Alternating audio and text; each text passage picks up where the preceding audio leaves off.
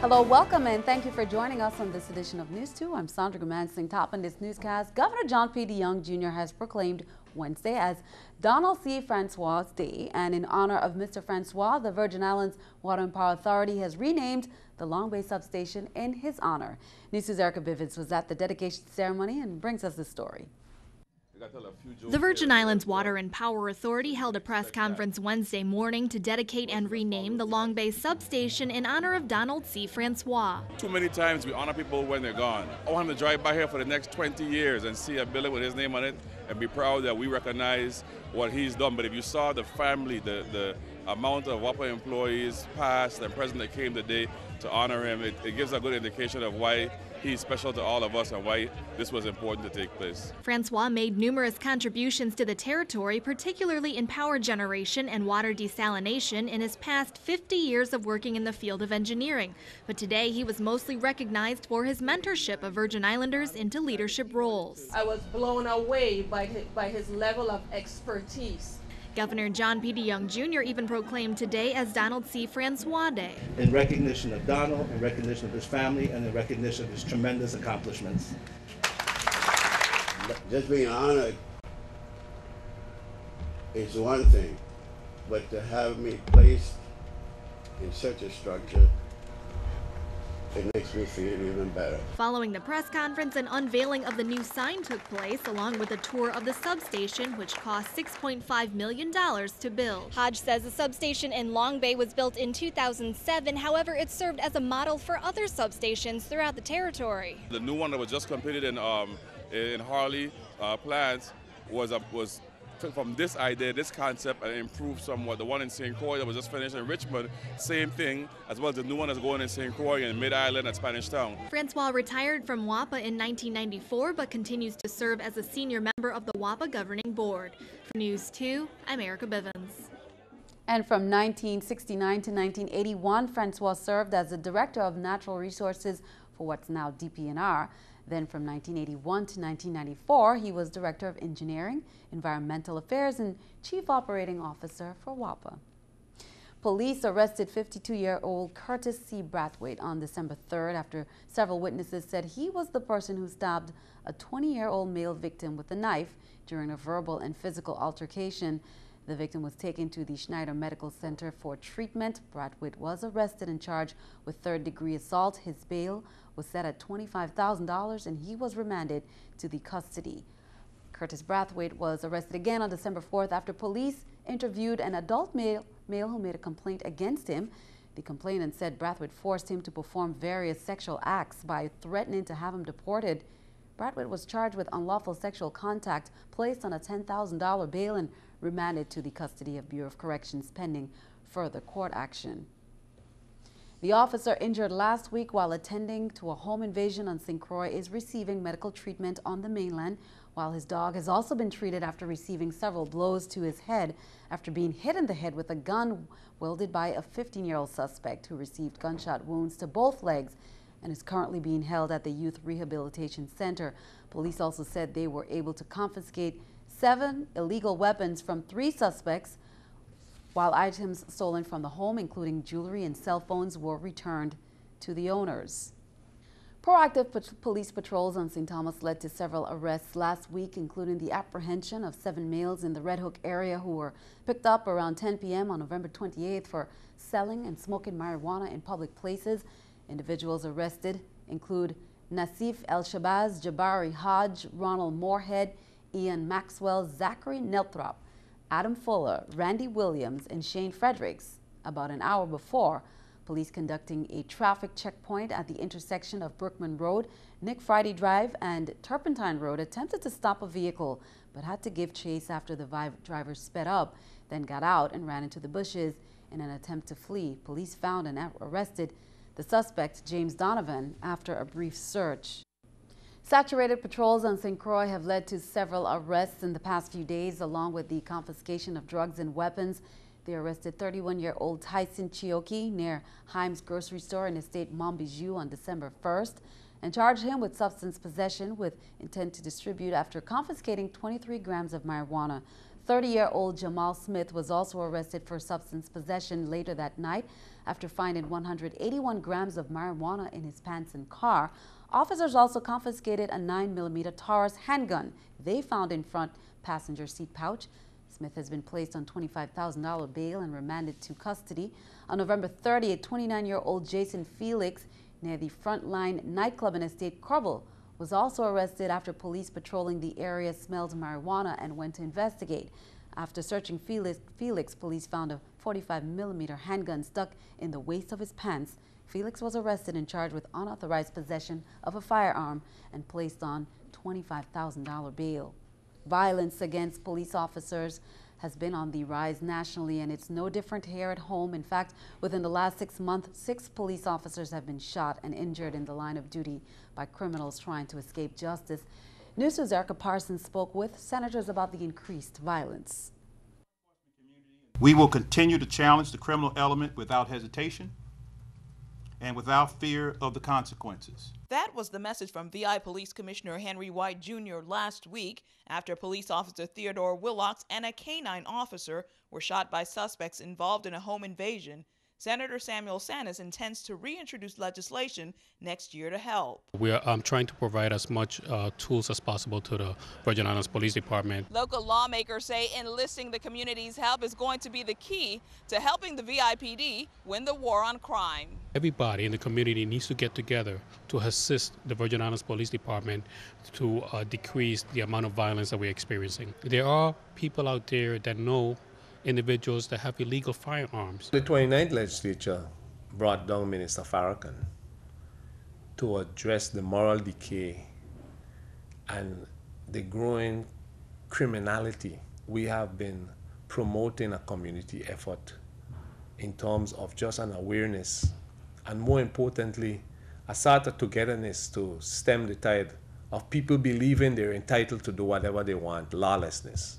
It's time to harden up on the streets. It's time to saturate the streets. It's time to get police presence out there. And it's also time to start printing the names and pictures of those individuals who might be under 18 who commit some of these violent criminal acts. It's time to make the prison more than just a place to hang out and learn more about criminal acts. It's time to bring them out so that they work during the day, they're tired in the evening, make it easy on the workforce inside the prison, etc., etc.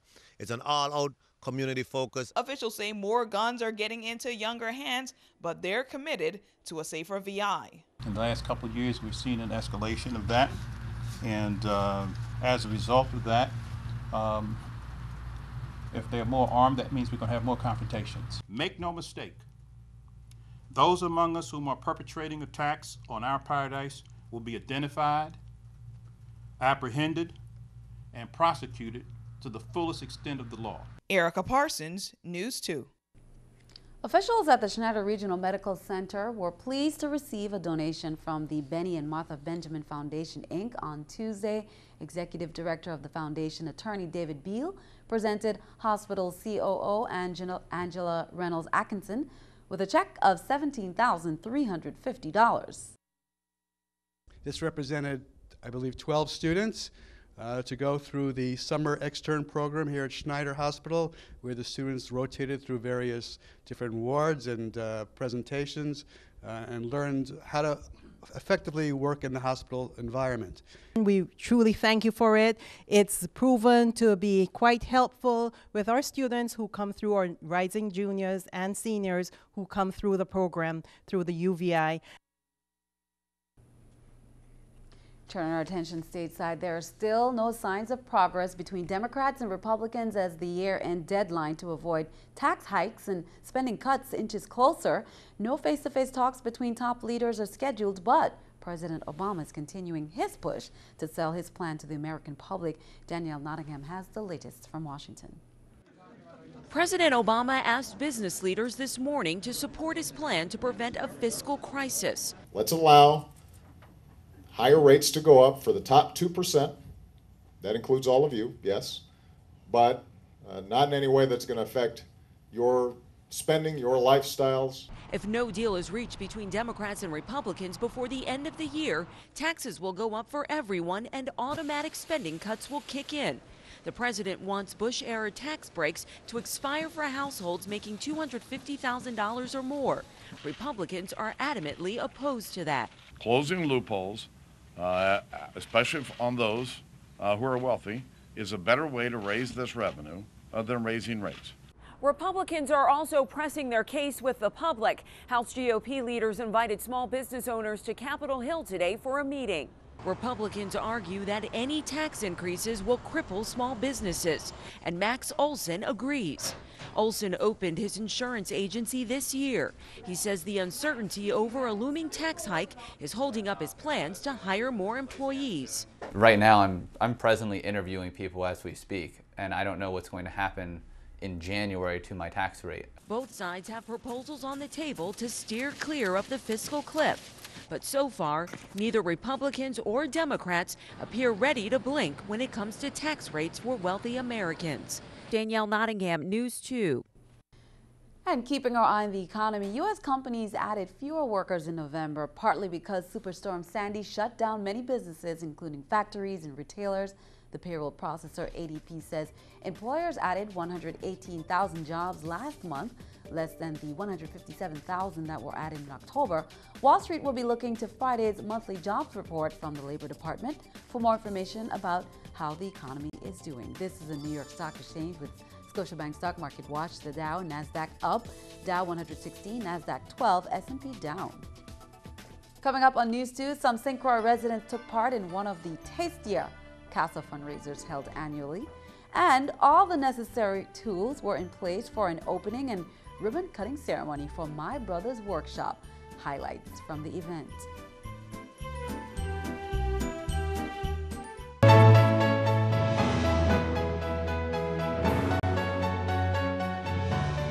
Well, My Brother's Workshop officially has a new home as over 150 guests, including First Lady Cecile DeYoung and members of the Rotary Club of St. Thomas, came together to take part in the ribbon cutting at the new Tutu Park Mall location, a larger location that directors say will be able to help more young men. News 2's Janisha John brings us more. It was a housewarming to remember, as over 150 guests, including First Lady Cecile DeYoung, cut the ribbon on not only a new home, but the first permanent home for My Brother's Workshop. My Brother's Workshop is a vocational training program, primarily for young men 16 to 24. We generally focus on kids who need extra help and extra direction. We have the grand opening of our new Tutu Park Mall location. It's about 12,000 square feet, and it'll provide training for far more kids than we could handle so far. The program, which started in 2009, originally operated at the St. Thomas Reformed Church, but now the new location across from the Tutu Mall will overall provide more opportunities for young men. It allows us the opportunity to help a lot more young people. We've always been working out of church, the church steps, out of the property, that the Reformed Church has offered us, but this gives us the opportunity to really expand our classroom space and our workshop space and have a controlled environment for learning and education. 3 of the local Rotaries and the International Rotary came together and they bought us a large donation of shop equipment, brand new shop equipment, so we'll be able to do a lot more and teach a lot more. An effort that over the past 3 years has helped over 180 young men and will now help more find what some call a brotherhood. Working here is like a brotherhood. We keep things good, we keep together, we help out one another when we need help. Oh, it's just a never ending. Since we've been up here, we get 2 or 3 a day signing up, so I don't think we're ever going to run out of young men to help. Janisha John, News 2. And My Brother's Table provides paid training and mentoring for at-risk youth ages 16 to 24. For more information on this program, you can visit www.mybrothersworkshop.org. Some St. Croix residents took part in one of the tastier CASA fundraisers held annually. CASA is the court-appointed Special Advocates Association organization that helps children in every year, and chefs of St. Croix offer cooking demonstrations during the fall to support the group. And what it is it's cooking classes in all your favorite restaurants on St. Croix, oftentimes right in the kitchen, which is fun. This is not one of our biggest fundraisers. We only raise between $5,000 and $7,000 because the classes are small, but it brings in a lot of interesting people who often then contribute to Pennies from Heaven, buy a pack of Christmas cards. So it's just a good social fun, something we're not doing, anyone else isn't doing. We've done it for 8 years, and every year we do something different. This year, somebody in the crowd likes arroz con pollo, and that's what we're doing. It's a good cause, you know, get everybody involved. Every little penny counts. And speaking of fun, here are some upcoming Christmas events to mark on your calendar, all taking place on St. Croix on Thursday, December 6th. Holiday Hope Toys for Tots. That will be at the Palms at Pelican Cove. That's from 6 p.m. On Saturday, December 8th, don't miss the Christmas Lighted Boat Parade in the Christiansted Harbor. That's 6:30 p.m. Now on Sunday, December 9th, Christmas Smoking Hair will be held at the St. George Village Botanical Garden from 11 a.m. to 5 p.m. It's a holiday celebration featuring almost 100 vendors, activities, and choirs. Santa and his elves will be there. One Christmas tree will be decorated with more than $1,400 worth of ornaments to be raffled off. Stick around, your News 2 AccuWeather forecast is coming up next.